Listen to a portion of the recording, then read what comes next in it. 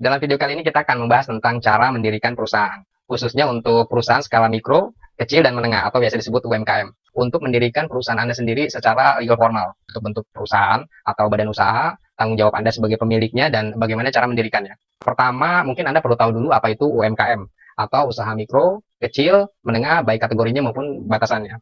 Sesuai undang-undang, kategori UMKM itu terdiri dari usaha mikro, usaha kecil, dan usaha menengah. That's why disebut UMKM. Pengkategorian UMKM ini dilakukan berdasarkan nilai kekayaan bersih usaha atau hasil penjualan tahunan. Jadi secara alternatif alat ukurnya ada dua. Pertama, nilai kekayaan bersih usaha, dan yang kedua, hasil penjualan tahunan. Usaha mikro memiliki kekayaan bersih sampai dengan maksimal 50 juta rupiah. Tapi itu tidak termasuk tanah dan bangunan tempat usaha loh ya. Murni kekayaan bersih usaha atau memiliki hasil penjualan tahunan sampai dengan maksimal 300 juta rupiah. Untuk usaha kecil, nilai kekayaan bersihnya antara 50 juta sampai dengan 500 juta rupiah. Atau memiliki hasil penjualan tahunan antara 300 juta rupiah sampai dengan 2,5 miliar rupiah.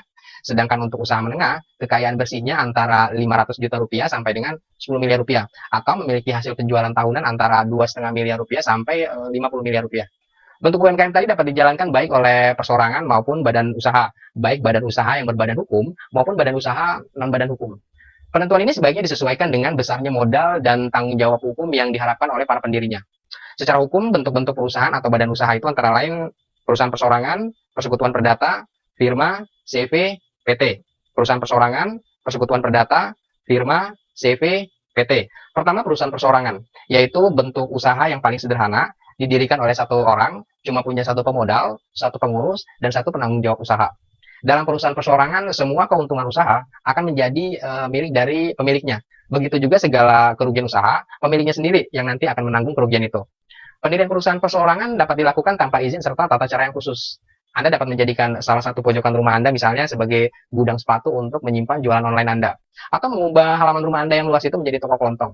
Dan untuk melakukannya, Anda tidak perlu izin khusus. Dalam perusahaan perseorangan, tanggung jawab pemilik usaha nggak terbatas cuma pada modal usahanya, tapi dia juga bertanggung jawab sampai kepada harta kekayaan pribadinya.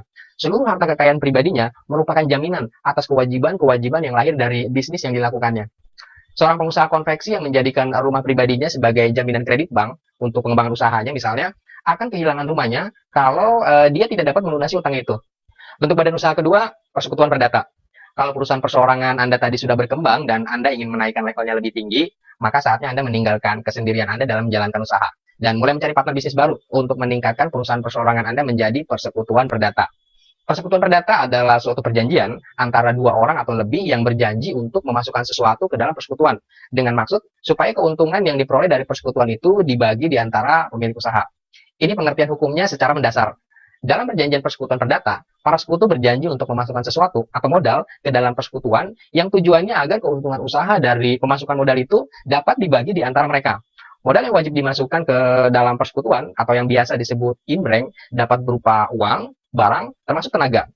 Kalau dalam perjanjian persekutuan perdata tidak ditentukan pembagian keuntungan dan kerugian para sekutu, maka pembagian keuntungan dan kerugian itu diperhitungkan berdasarkan perbandingan besarnya inbreng atau modal tadi.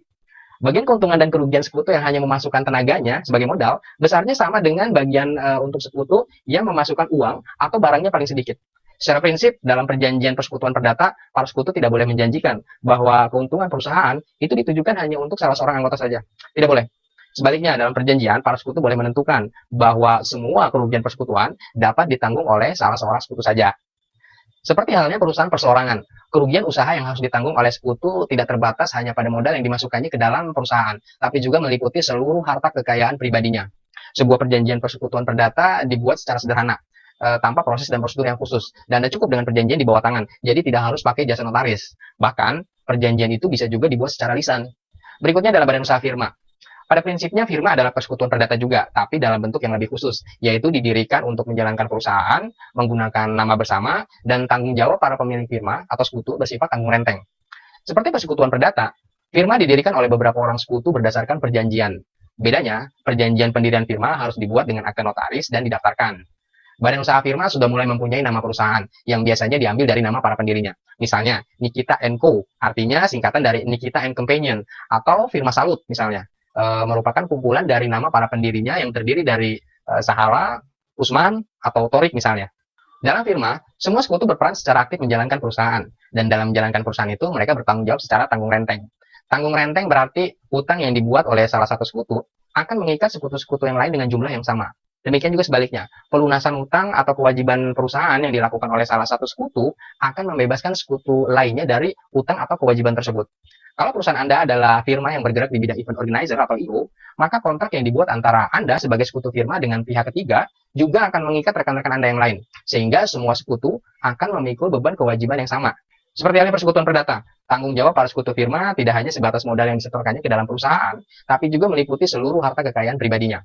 Kalau misalnya kekayaan firma tidak cukup untuk melunasi hutang firma, maka pelunasan hutang itu harus diambil dari harta kekayaan pribadi para sekutunya. Badan usaha selanjutnya adalah persekutuan komanditer atau komanditer vennootschap, atau biasa disebut juga CV. Pada dasarnya CV adalah persekutuan firma atau perkembangan lebih lanjut dari persekutuan firma.